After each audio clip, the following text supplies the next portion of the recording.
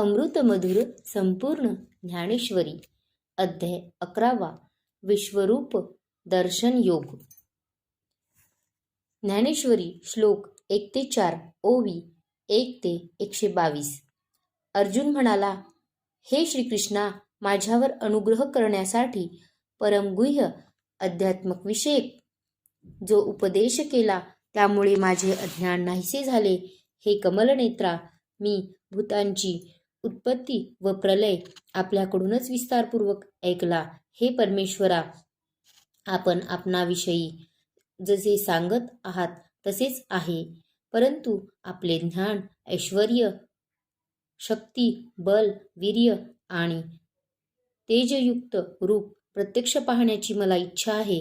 उपनिषदे ज्याला गातात, योगी ज्याला हृदयात घालू पाहतात, सनकादिक ज्याला पोटाशी धरून आहेत, असे जे तुझे अगाध विश्वरूप आम्ही कानाने ऐकले आहे, ते पाहण्यासाठी माझे चित्त उतावीळ झाले आहे. हे प्रभो, मी ते आपले रूप पाहणे शक्य आहे असे जर आपणास वाटत असेल तर हे योगेश्वरा, आपण आपल्या अविनाशी स्वरूपाचे मला दर्शन द्या. श्लोक 5 ते 7 ओवी क्रमांक 123 ते 153. भगवान श्रीकृष्ण म्हणाले, माझी शेकडो व हजारो नाना प्रकारची, नाना वर्णाची तसेच नाना आकृतींची दिव्य रूपे पहा. कित्येक तापलेल्या सोन्यासारखी, कित्येक शेंदरी रंगाची, कित्येक अरुणोदयासारखी केशरी रंगाची, कित्येक शुभ्र स्फटिकाप्रमाणे शुभ्र, कित्येक इंद्रनील मण्याप्रमाणे गडद निळी, कित्येक काजळाच्या पर्वताप्रमाणे काळपट, तर कित्येक लाल रंगाची होती, कित्येक चाफ्याच्या फुलाप्रमाणे गौरवर्णाची, कित्येक शुभ्र चांदण्याप्रमाणे शुभ्र शीतल होती. त्या विश्वरूपाचे रंग जसे भिन्न होते तसा आकृतीतही भिन्नपणा होता. लाजेने मदनाने शरण जावे अशी सुंदर रूपेही होती. अर्जुना, माझ्या या विश्वरूपाचे ठिकाणी 12 आदित्य, 8 वसु, 11 रुद्र, 2 अश्विन कुमार, 49 मरुद्गण आहेत. आणखी न पाहिलेले पुष्कळ आश्चर्य पहा. 3 वेदांनी ज्यांचे स्वरूप कधी ऐकले नाही, तीचही विश्वरूपे प्रत्यक्षात बघ. हे अर्जुना, आता या माझ्या शरीराच्या ठिकाणी एकत्रित असलेले चराचरासह सर्व जगत पहा. वाऱ्याने प्रकाशात परमाणू उडताना जसे दिसतात, त्याचप्रमाणे विश्वरूपाच्या प्रत्येक अवयवांच्या सांध्यात अनंत ब्रह्मांडे फिरत असलेली दिसतात. श्लोक 8 ते 9 ओवी क्रमांक 154 ते 196. अर्जुना, तू आपल्या या प्रकृत डोळ्यांनी माझे रूप पाहू शकत नाहीस. मी तुला दिव्य दृष्टी देतो, त्यामुळे तू माझे सामर्थ्य पाहू शकशील. संजय म्हणाला, हे धृतराष्ट्र राजा, श्रीकृष्णांनी असे बोलून त्यानंतर श्रेष्ठ असे आपले परम ऐश्वर्ययुक्त दिव्य स्वरूप दाखविले. अर्जुनाला दिव्य दृष्टीपात प्राप्त होऊन विश्वरूपविषयक अविद्येचा अंधकार जावयास लागला. ती भगवंताच्या मुखातील अक्षरे नव्हती, तर ब्रह्माचे सार्वभौम राज्य दाखविणाऱ्या ज्ञानकाल स्वरूप मशाली आहेत, आणि त्या खास अर्जुनाकरिता श्रीकृष्णांनी पेटविलेल्या आहेत. सपाट अनादी भूमिकेवर हे चराचराचे चित्र उमटले, ते आपले विश्वरूप श्रीकृष्णाने दाखविले. सूर्यप्रकाशाचे सामर्थ्याने चंद्रासह तारांगण जसे लुप्त होते, त्याप्रमाणे त्या विश्वरूपाने सारी प्रपंचाकृतीच गिळून टाकली. तेव्हा मनाला मनपणाची संकल्प विकल्प करण्याची स्फूर्ती राहिली नाही. सर्व विचारांना जणू काही मोहनास्त्र घातले, त्यामुळे सर्व विचार दिमूढ झाले. श्लोक 10 ते 11 ओवी क्रमांक 197 ते 236. अर्जुन अनेक मुखे पाहू लागला. ती मुखे म्हणजे लक्ष्मीपतीची राजमंदिरे आहेत किंवा आनंदाची वने विकसित झाली आहेत. किंवा सौंदर्याला जणू काही राज्यप्राप्ती झाली आहे. त्यामध्ये कित्येक मुखे भयानक होती. प्रत्यक्ष मृत्यूलाच मुखे निर्माण झाली आहेत किंवा भयाचे किल्लेच विस्तारले आहेत अथवा प्रलयाग्नीची महाकुंडे उघडली आहेत. आणखी काही मुखे काही असामान्य, काही दिव्य अलंकारांसहित व काही शांत स्वभावाची होती. अर्जुन श्रीकृष्णाचे डोळे पाहू लागला तेव्हा अनेक रंगाची कमळांची वनेच जणू विकसित झाली आहेत तसे ते डोळे अर्जुनाने पाहिले. जणू ती सूर्याची पंगतच होती. आपणच अवयव, आपणच अलंकार, आपणच हात, आपणच शस्त्र, आपणच जीव, आपणच शरीर, सारे काही देवच झाला आहे. देवाने चराचर जगत व्यापले आहे असे तो पाहत होता. समुद्राच्या लाटांनी ग्रासलेले विष जसे असावे किंवा प्रकट झालेले प्रलयकालीन विजांचे अरण्य जसे असावे त्याप्रमाणे उगारलेली शस्त्रे ज्या हातात आहेत असे अपार हात त्याने पाहिले. त्यानंतर त्याने मुकुट पाहिले. मुकुटावर जी फुले होती ती अष्टमहासिद्धींची मूळ रूपे होती. गळ्यात लांबलचक हार रुळत होते. स्वर्ग आणि सूर्याचे तेज नेसावे किंवा सोन्याने मेरू पर्वत मढवावा त्याप्रमाणे कमरेच्या खालच्या भागावर बळकट नेसलेला पितांबर झळकत होता. दूधरूपी पाण्याने पांघरून घातलेले क्षीर समुद्र जसा दिसावा त्याप्रमाणे चंद्ररूपी वस्त्राची घडी उलगडलेली असावी. त्याप्रमाणे अर्जुनाने विश्वरूपाच्या सर्वांगावर चंदनाची उटी पाहिली. सर्व बाजूंनी मुखे असलेली आणि नानाविध प्रकारच्या अलंकारांनी भरलेले असे ते विश्वरूप अर्जुनाने पाहिले. श्लोक 12 ते 14 ओवी 237 ते 254. आकाशामध्ये सहस्रावधी सूर्याचा एकदम उदय झालता असता जो प्रकाश निर्माण होईल तोही त्या विश्वरूप परमात्म्याच्या प्रभेची बरोबरी करू शकणार नाही. त्या विश्वरूपाच्या तेजासारखे शुद्ध तेज जगात कोठेही नाही. पृथ्वीच्या एका लहानशा भागावर मुंगी जसे घर बांधते किंवा मेरू पर्वतावर लहानसे परमाणू जसे बसलेले दिसतात त्याप्रमाणे विश्वरूपाच्या शरीरामध्ये संपूर्ण विश्व दिसू लागले. चंद्रकिरणांनी स्पर्श केलेला चंद्रकांत मणी आपोआप द्रवता धारण करतो त्याप्रमाणे अर्जुनाच्या शरीरावर घामाचे बिंदू दाटले गेले. कमलकोशात सापडलेल्या भ्रमराचे योगाने कमळाची कळी जशी पाण्यावर इकडे तिकडे आदळते त्याप्रमाणे अर्जुनाचे शरीर सुखाच्या आवेगाने डोलू लागले. अर्जुन नतमस्तक झाला. श्लोक क्रमांक 15 ते 16 ओवी क्रमांक 255 ते 293. अर्जुन म्हणाला, देवा तुमचा जे जेकार असो. तुम्ही माझेवर कृपा केली त्यामुळे दिव्य दृष्टी प्राप्त झाली व मी विश्वरूप पाहू शकलो. हे देवा तुझ्या शरीरात सर्व देवांना तसेच अनेक भूतांचे समुदायांना, कमळाच्या आसनावर बसलेल्या ब्रह्मदेवाला तसेच महादेवाला व सर्व ऋषींना त्याप्रमाणे दिव्य सर्पांना मी पाहत आहे.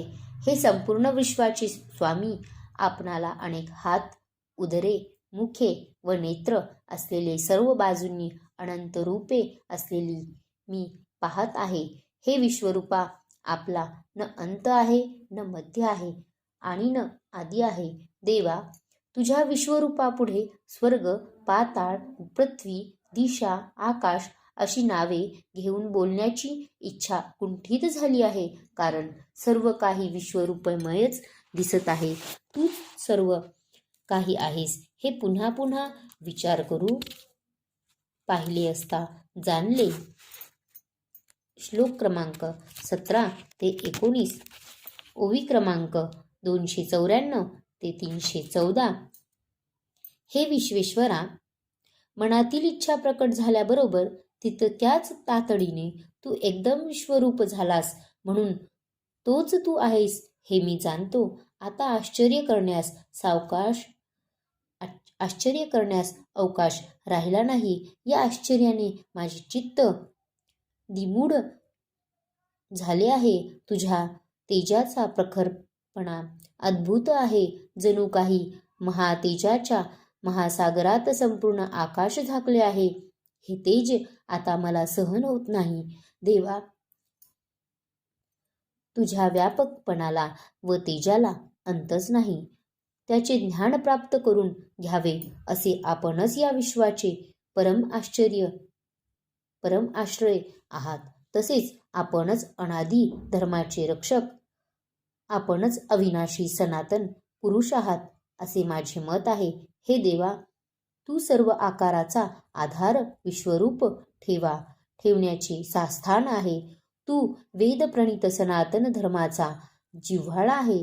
तू अनादिसिद्ध असून नित्य नूतन आहेस. तू आदी मध्य अंतरहित आहेस. तू स्वतःच्या सामर्थ्याने देश काल वस्तू मर्यादा रहित आहेस. तू स्वतःच्या सामर्थ्याने देश काल वस्तू मर्यादा रहित आहेस. सूर्य आणि चंद्र या दोन डोळ्यांनी दुष्टांना कोपमुद्रा आणि भक्तांना प्रसादमुद्रा लीलेने दाखवितोस. तमोगुणाच्या क्रोधदृष्टीने एकावर रागवतोस आणि सत्यगुणाच्या कृपादृष्टीने भक्तांचे पालन करतोस. श्लोक 20 ते 23, ओवी क्रमांक 315 ते 352. हे श्रीकृष्णा, स्वर्ग, पाताळ, पृथ्वी आणि अंतराळ अथवा 10 दिशांनी युक्त अशी क्षितिजे, हे सर्व तू एकट्याने भरलेले मी कौतुकाने पाहत आहे. हे महात्मन, तुझे हे अद्भुत आणि उग्र रूप पाहून तिन्ही लोक अत्यंत व्यथित होत आहेत. हे सर्व देवांचे समूह आपल्यामध्येच प्रवेश करीत आहेत. कित्येक भयभीत होऊन हात जोडून आपल्या नामाचे व गुणांचे उच्चारण करीत आहेत. तसेच महर्षीचे व सिद्धांचे समुदाय जगताचे कल्याण असो असे म्हणत उत्तम उत्तम स्तोत्रांनी आपली स्तुती करत आहेत. हे 11 रुद्र व 12 आदित्य, तसेच 8 वसु आणि साध्यगण, विश्वदेव, तसेच अश्विन कुमार व मरुद्गण आणि पितरांचा समुदाय व गंधर्व, यक्ष, राक्षस आणि सिद्धगण यांचे समुदाय आहेत. ते सर्वच विस्मित होऊन आपणाकडे पाहत आहेत. तुझ्या जय जयकाराचा घोष सर्वत्र सुरू आहे. त्या देवाच्या विनयरूपी वृक्षाच्या वनात अष्टसात्विक भावांचा वसंत अनुकूल झाला म्हणून त्या विनय वृक्षाच्या करसंपुट रूपी पल्लवाला लागलेले फळ तू झाला आहेस. हे महाबाहो, आपले अनेक मुखे, अनेक डोळे असलेले, अनेक हात, मांड्या व पाय असलेले, अनेक उदरांचे, अनेक विक्राळ दाडांचे महान रूप पाहून सर्व लोक व्याकुळ होऊ लागले आहेत. आणि माझी पण तीच अवस्था झाली आहे. कोणत्याही दिशेकडून बघितले तरी विश्वरूप समोरच आहे असे वाटते. श्लोक 24 ते 27, ओवी क्रमांक 353 ते 422. हे विष्णू, आकाशाला जाऊन भिडलेले दैदिप्यमान अनेक रूपांनी युक्त, तोंड पसरलेले व प्रकाशमान विशाल नेत्रांनी युक्त अशा आपणाला पाहून माझे अंतःकरण भयाने व्याकुळ होऊन गेले आहे. मला आता धैर्य व शांतीही प्राप्त होत नाही.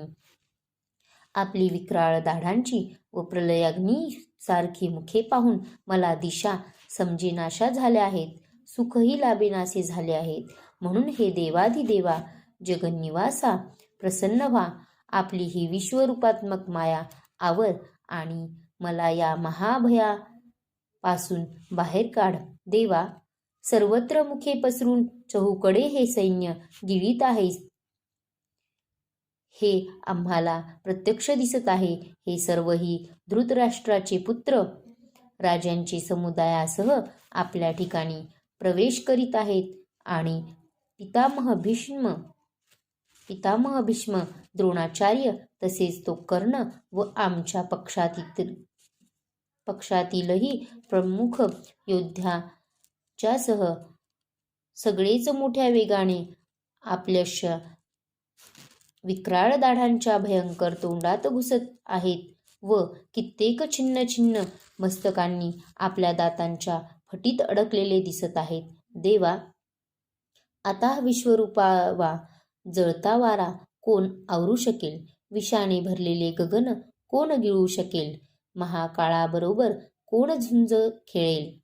श्लोक क्रमांक 28 ते 30, ओवी क्रमांक 423 ते 443.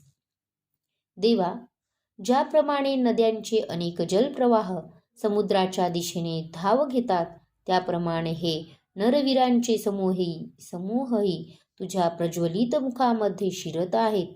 पेटलेल्या पर्वताच्या दरीत पतंगांचा समूह जसा जळतो, त्याचप्रमाणे हे सर्व लोक या मुखात पडत असलेले दिसतात. परंतु तापलेल्या लोखंडाने पाणी जसे शोषून टाकावे, त्याप्रमाणे जेवढे लोक यात प्रविष्ट झाले आहेत, त्यांची नावे रूपे तू पुसून टाकली आहेस. आपल्या प्रज्वलित मुखांनी सर्व बाजूंनी सर्व लोकांना गिळीत असतो, त्यांना तू चाटीत आहेस. हे विष्णू, आपला उग्र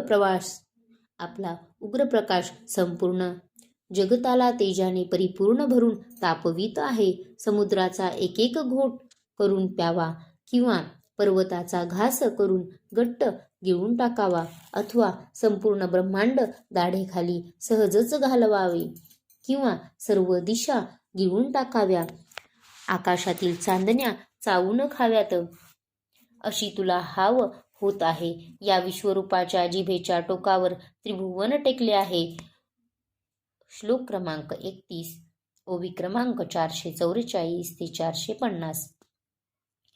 देवा, आपण उग्ररूपधारी कोण आहात? आपणाला नमस्कार असो. प्रसन्न व्हा.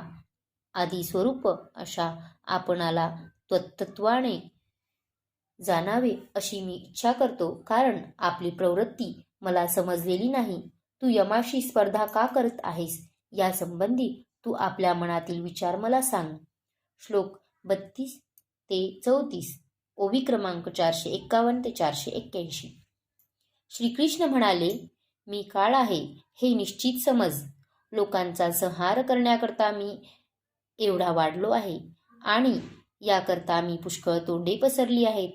जे शत्रू सैन्यातील योद्धे आहेत, ते सर्व तुझ्या वाचून नाहीसे होतील.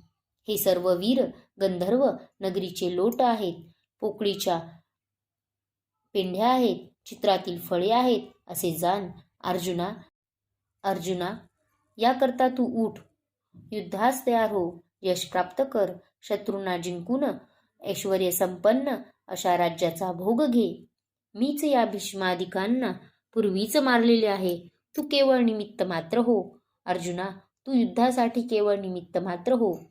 द्रोणाचार्य व भीष्माचार्य आणि जयद्रथ तसेच कर्ण व आणखी दुसरेही पुष्कळ योद्धे माझ्याकडून मारले गेले आहेत.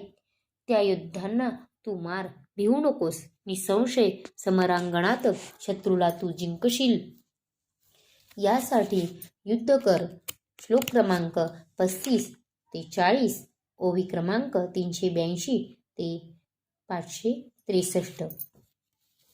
संजय म्हणाला, श्रीकृष्णाचे वचन ऐकून हात जोडलेले कापत असलेला अर्जुन श्रीकृष्णाला नमस्कार करून अतिशय भयभीत होऊन पुन्हा एकदा नम्र होऊन सद्गदित कंठाने बोलू लागला.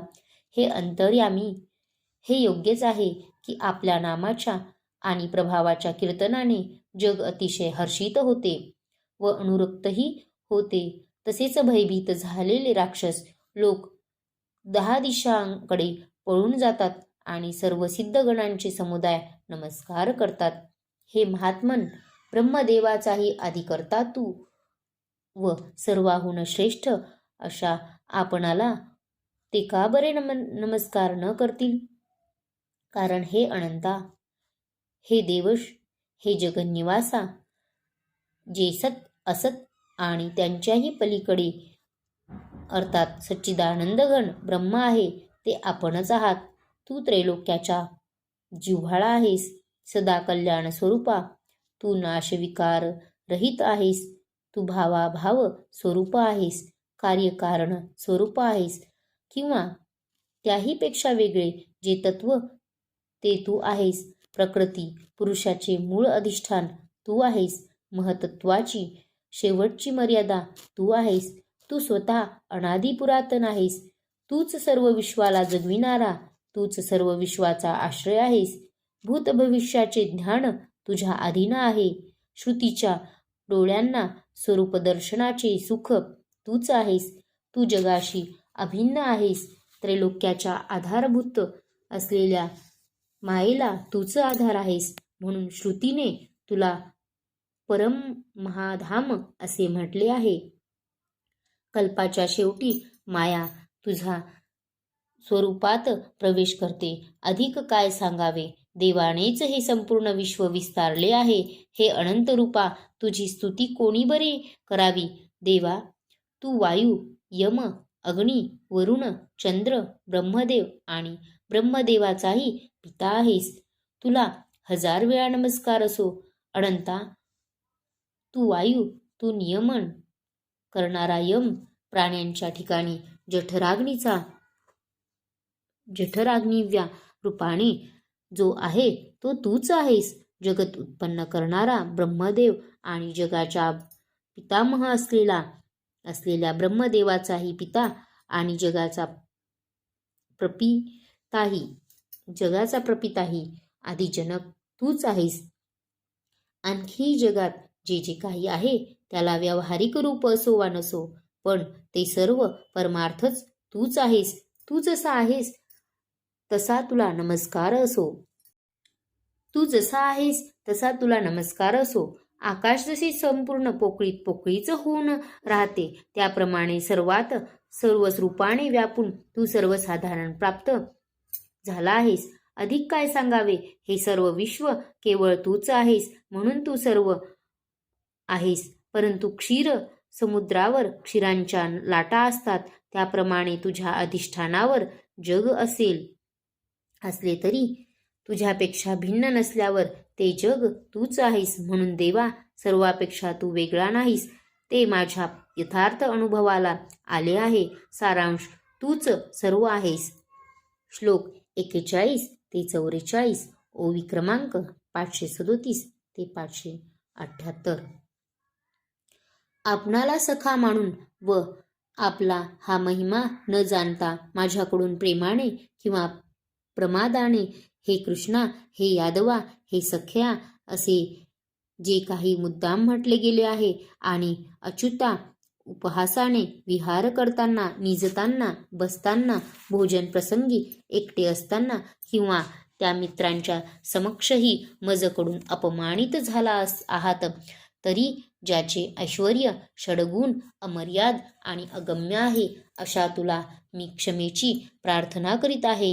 हे प्रभो, मुलाचे अपराध आई जसे पोटात घालते त्याप्रमाणे तू सर्व काही माझे अपराध पोटात घाल. हरिहरादी देवांनाही तूच परमपूज्य देवता आहेस. वेदाला ज्ञान देणारा तू आद्य गुरु आहेस. सर्व भूतमात्रांमध्ये तू सम आहेस. तू निर्माण केलेल्या आकाशात सारे जग सामावलेले आहे, इतका तू मोठा आहेस, असे अर्जुनाने म्हटले आणि पुन्हा देवाला साष्टांग नमस्कार केला. तेव्हा तेथे त्याला अष्टसात्विक भावाचे भरते आले. त्याची वाचा सद्गदित झाली व तो म्हणाला, देवा प्रसन्न हो, मला या अपराधरूपी समुद्रातून वर काढ. पुत्राचे अपराध वडील जसे सहन करतात त्याप्रमाणे तू माझे अपराध सहन कर. श्लोक 45 ते 46, ओवी क्रमांक 579 ते 608. देवा, मी लाडीवाळपणा केला, विश्वरूप दाखविण्याविषयी हट्ट केला आणि तो तू पूर्ण केलास. देवा, आता विश्वरूपापासून मनाला भय निर्माण झाले आहे, म्हणूनच पूर्वीचे रूप दाखव. किरीट धारण केलेल्या, गदा घातलेल्या, चक्र हातात असलेल्या तुला पूर्वीप्रमाणे पाहण्याची इच्छा करीत आहे. हे विश्वव्यापका, आता चतुर्भुज रूपाने प्रकट हो. ते रूप पाहण्यासाठी मी उत्कंठित झालो आहे. विश्वरूपाचे सोहाळे भोगून माझे डोळे शांत झाले आहेत. आता कृष्णमूर्ती पाहण्यासाठी मी अति उत्सुक आहे. सगुण साकार कृष्णरूपा वाचून दुसरे काही पाहणे माझ्या डोळ्यांना आवडत नाही. श्रीकृष्णाच्या मूर्ती वाचून आम्हाला मोक्षही आवडत नाही. म्हणून पूर्वीसारखा साकार हो आणि आता या विश्वरूपाचा पसारा आवर. श्लोक 47 ते 49, ओवी क्रमांक 609 ते 639. हे अर्जुना, मी प्रसन्न होऊन आपल्या योगशक्तीच्या प्रभावाने जे हे माझे परम तेजोमय सर्वांचे आदी व सीमारहित असे विराट रूप तुला दाखविलेले आहे. ते तुझ्याशिवाय दुसऱ्याने पूर्वी कधी पाहिलेले नाही. वेदाच्या यज्ञाच्या अध्ययनाने, दानाने, लौकिक कर्माने, उग्रतपाने, यापैकी कोणत्याही साधनाने किंवा सर्व साधनांनी या मनुष्यलोकात तुझ्या वाचून दुसऱ्या कोणाकडूनही अशा स्वरूपाचा मी पाहण्यास शक्य नाही. म्हणून विश्वरूपाच्या लाभाने तू स्वतःची प्रशंसा कर. या विश्वरूपाचे भय धरू नकोस. या विश्वरूपा वाचून जगात चांगले काही नाही हे जाण. अमृताच्या समुद्रात कोणी बुडेल काय? गळ्यात बांधलेल्या चिंतामणी कोणी ओझे होते म्हणून काढून टाकील काय? कामधेनूला कोणी घराबाहेर हाकलून देईल काय? याप्रमाणे महातेज पाहत असताना तुला व्याकुळता का प्राप्त व्हावी? या विश्वरूपाविषयी मनात अनास्था निर्माण करू नकोस. अर्जुना, या विश्वरूपाचे ठिकाणी अत्यांतिक श्रद्धा ठेव, प्रेम ठेव. विश्वरूप कधी पाहिले नव्हते म्हणून तुला भय निर्माण झाले तरी भिवू नकोस. हृदयामध्ये विश्वरूप भरून टाक आणि डोळ्याने चतुर्भुज रूप बघ. श्लोक 50, ओवी क्रमांक 640 ते 662. संजय म्हणाला, भगवान वासुदेवाने अर्जुनाला असे बोलून पुन्हा आपले रूप दाखविले. श्रीकृष्णांनी सौम्य रूप धारण करून त्या भयभीत झालेल्या अर्जुनाला धीर दिला. अखिल विश्व व्यापून जे दिव्य ईश्वरी तेज भगवंतांनी प्रकट केले होते तेच पुन्हा त्या कृष्णरूपात साठवले. समुद्रास आलेली भरती जशी समुद्राच्या पोटात प्रविष्ट होते त्याप्रमाणे अतिविस्तार रूपाने कृष्णाने विश्वरूपद्वारा विश्वाला जिंकले होते. तसे कृष्णरूप पूर्वीप्रमाणे शांत, सुंदर, सगुण साकार झाले. सूर्य अस्ताला गेल्यानंतर पुन्हा तारा जशा प्रकाशात उदयाला येतात त्याप्रमाणे अर्जुन लोकांसहित पृथ्वी पाहू लागला. कुरुक्षेत्र व 2 भागात असलेले आपले सैन्य दिसू लागले. श्लोक 51, ओवी क्रमांक 663 ते 672. अर्जुन म्हणाला, हे जनार्दना, तुझे हे शांत मनुष्य रूप पाहून भयाचा त्याग करून शांत, प्रसन्न चित्त आणि स्वस्थ झालो आहे. तहानेने पिडलेल्या मला अमृताचा सागर भेटला. आता जगण्याविषयी विश्वास निर्माण झाला आहे. माझ्या हृदयरूपी अंगणात हर्षरूपी वेलीचे लावणी होत आहे. आता माझी सुखाशी ऐक्य झाले आहे.